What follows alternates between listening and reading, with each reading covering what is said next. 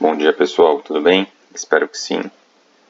Espero que vocês estejam conseguindo aí fazer as atividades propostas sem grandes dificuldades, né? Conseguindo se organizar da maneira adequada para seguirmos aí uma rotina mais próxima do normal. Bom, o tema da aula de hoje será, em continuidade ao que vimos na aula passada, será transformando radicais em potências. Então, vamos lá. A gente já viu na aula passada que se eu tenho aí uma base positiva e uma fração aqui de números positivos no expoente, eu consigo transformar uma potência de expoente racional em um radical, né? Em um número com uma raiz quadrada. Então a gente leu na aula passada a transformação nesse sentido. Agora a gente vai ver como isso é uma igualdade. Eu posso também tomar essa relação aqui que a gente chegou na aula passada no sentido contrário. Tá bem? Então vamos explorar essa ideia. Basicamente vai ser isso. Então da igualdade aqui que a gente viu acima, é imediato que a raiz enésima de b elevado a m é igual a b elevado a m sobre n, né?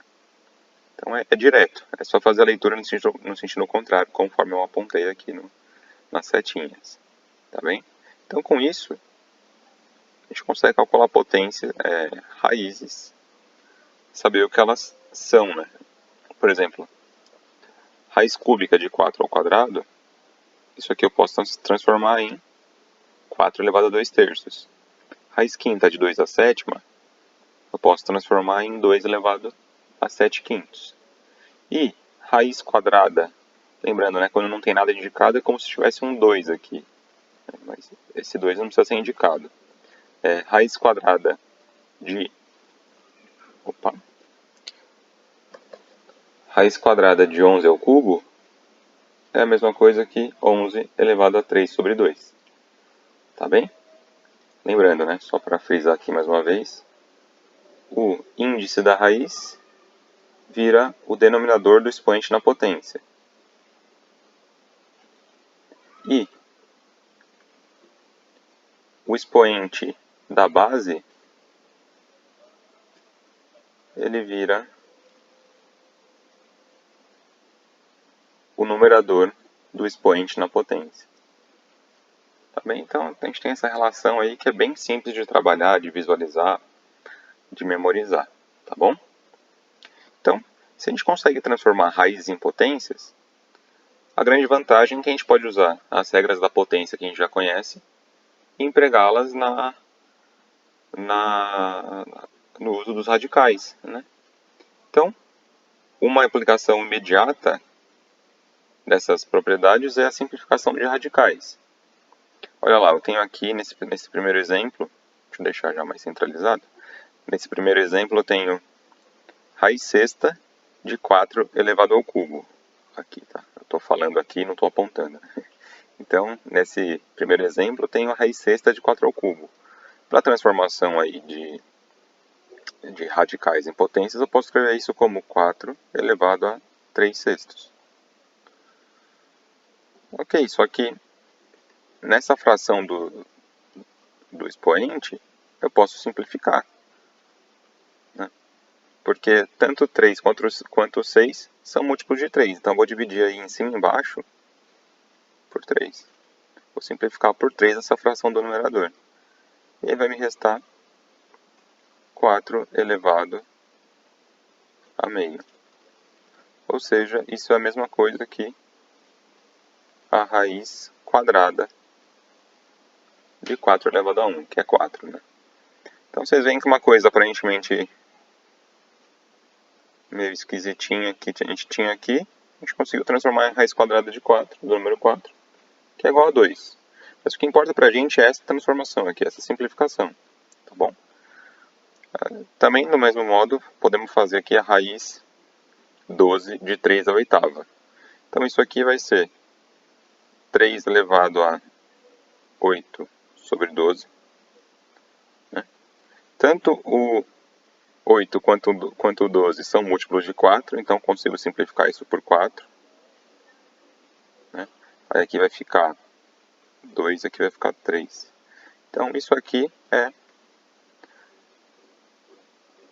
3 elevado a 2 terços, que é a mesma coisa que raiz cúbica de 3 ao quadrado. Então, você vê que dá para vocês podem acompanhar que dá para simplificar aqui os radicais quando o índice da raiz e o expoente do radicando, quando eles são múltiplos, né, um do outro. Tá bom? Então, deixa eu tirar aqui.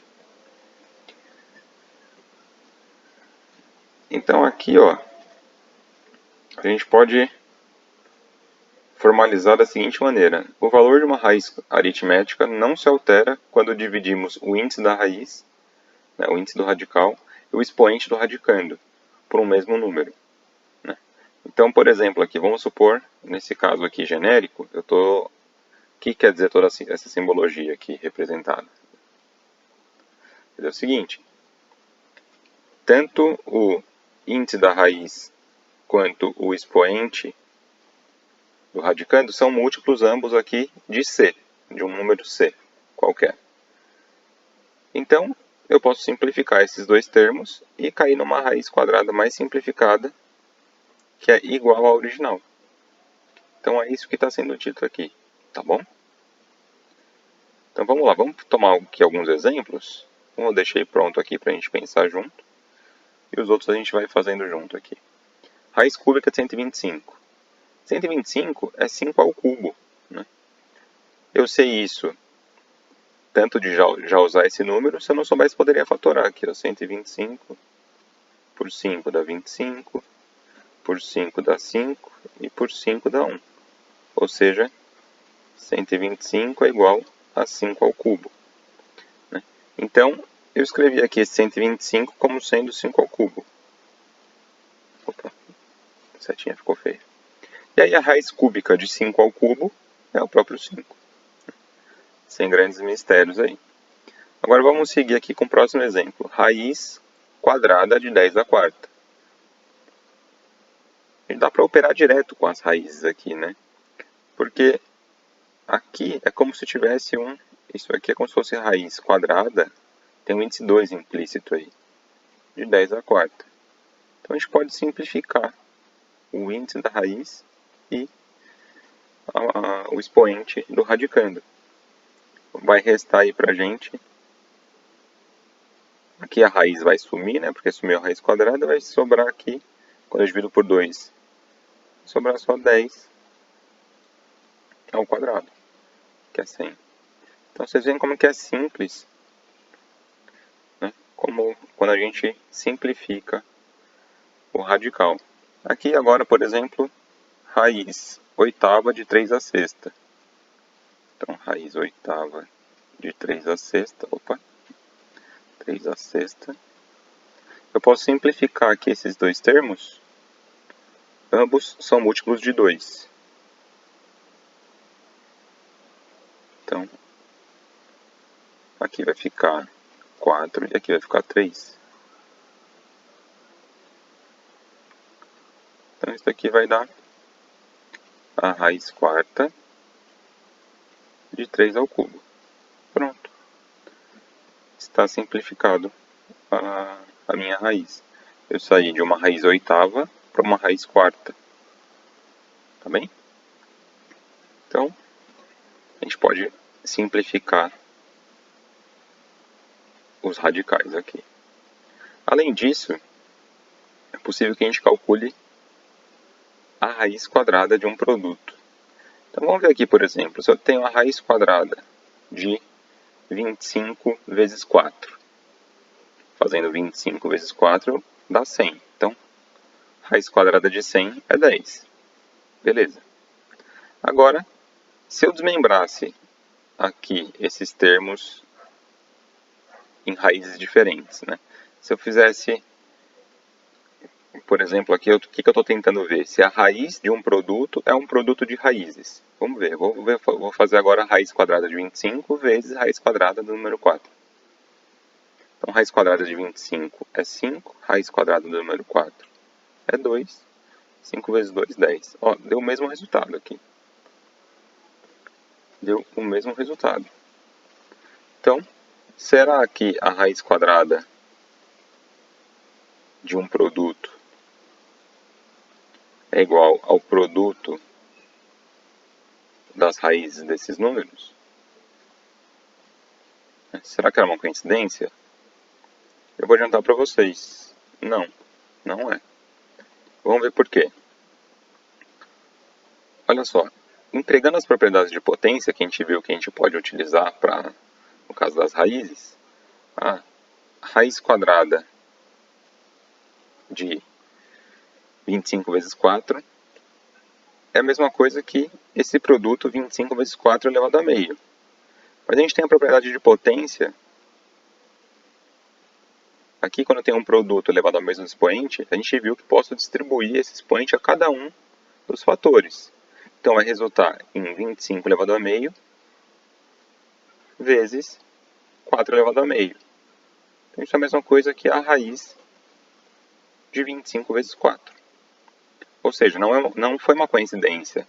Vocês viram que todos os passos aqui foram justificados matematicamente. Tem todo um caminho para chegar de uma forma aqui, da raiz do produto, até o produto de raízes, né, desses números que estão se multiplicando dentro do radical. Então, a gente pode usar isso sempre, né? Então, aqui, de forma geral, a gente tem o seguinte, que... Estou aqui, tá? Deixa eu apontar. A raiz enésima de um produto, A vezes B, é a mesma coisa que esse produto elevado a 1 sobre N, aplicando a transformação aqui de raízes para potências. E como a gente viu, podemos distribuir esse expoente para cada um dos fatores. Então vai ficar A elevado a 1 sobre N vezes B elevado a 1 sobre N. Que por sua vez é a mesma coisa que a raiz enésima de A vezes a raiz enésima de B. Considerando sempre, gente, quando a gente está tratando dessas operações com raízes, como são raízes aritméticas, os radicandos sempre são positivos, tá bom? Então, considerando sempre A e B positivos, esses números que estão dentro da raiz positivos. Então, de modo geral, o que vale para a gente é essa informação aqui, ó. Tá? Que a raiz enésima de um produto é a raiz enésima de um fator vezes a raiz enésima do outro fator. Tá bem? Como que isso pode ser útil, né? Quando eu tenho raízes grandes, por exemplo. Ou para fazer cálculos mais rápidos de raízes de cabeça, né? Aqui, raiz de 144. Se eu conseguir decompor 144 em quadrados perfeitos, isso já me adianta um bom trabalho. Eu sei que 144 é a mesma coisa que 36 vezes 4. Então, usando a propriedade aqui que a gente acabou de ver, isso aqui é a mesma coisa que a raiz quadrada de 36 vezes a raiz quadrada do número 4, que vai dar 9 vezes... raiz quadrada de 36 é 6, né? 6 vezes 2, que é 12. Pronto, fiz aqui, calculei direto a raiz quadrada só a partir de uma visualização, de uma decomposição do 144 em 2 quadrados perfeitos. Isso já me adiantou bastante a meus cálculos. Raiz quadrada de 64. Tudo bem, a gente já sabe que 64 aqui está em uma tabuada, a gente já sabe que é 8, mas vamos verificar esse valor de outra maneira. tentando decompor isso em quadrados perfeitos. 64 é 16 vezes 4. Então, se eu tomar a raiz desse produto, tem que ser igual a raiz de 64. A gente viu que a raiz do produto é o produto de raízes, então aqui vai ficar raiz quadrada de 16 vezes raiz quadrada do número 4. Isso aqui vai dar 4 vezes 2, que é igual a 8. Então, está aqui em conformidade com a nossa propriedade que a gente está explorando. Mas nem sempre vai dar para traduzir isso em um número inteiro, né? Nem sempre a gente vai trabalhar com quadrados perfeitos. Por exemplo, 75 não é um quadrado perfeito, mas eu consigo escrever ele como sendo 25 vezes 3. Então, a raiz quadrada de 75 é a raiz quadrada de 25 vezes 3, que é a mesma coisa que a raiz quadrada de 25 vezes a raiz quadrada de 3. A raiz quadrada de 25 é 5. A raiz quadrada de 3 não é um número exato, não é um número inteiro, não é um número decimal exato, né? Então ele é um número irracional, como a gente já viu. Então ele permanece da mesma maneira. Tá? Então a gente pode calcular raízes agora de mais desse jeito. Tá bom? Senhores, espero que tenham aproveitado bem a aula e que, caso tenha dúvidas, por favor, se vocês têm a opção de conseguir voltar no conteúdo, né, através de voltando aqui o vídeo. Tem um material escrito, tem também um fórum que a gente vai disponibilizar para dúvidas. Tá? Então, essa aula se encerra por aqui. Vamos lá, tradicionalmente, fazer o checkzinho no tema da aula, já que nosso objetivo foi cumprido. Até a próxima aula. Um abraço. Tchau, tchau.